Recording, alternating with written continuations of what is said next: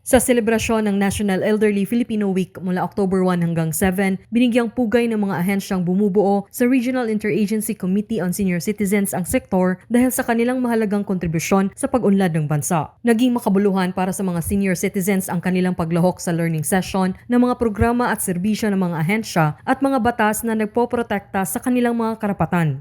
Ako, dako ko kalipay na naka-appeal nini karon nga tigom-tigom nini karon sa senior citizen. Naka-avail ka ng pneumonia, ng vaccine, tapos naka-avail po dito sa mga masa. Salamat yung kayo sa ating gobyerno ka.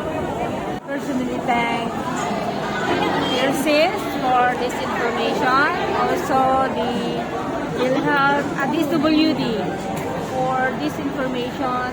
Masaya ring lumahok ang mga senior citizens sa isinagawang Walk for Life at Zumba Dance, maging sa Elder Olympics at Coastal Cleanup sa nasabing lungsod. Ang naturang selebrasyon kada taon ay alinsunod sa Proclamation No. 470. Jennifer Peña Gaetano ng Philippine Information Agency Caraga para sa Bayan.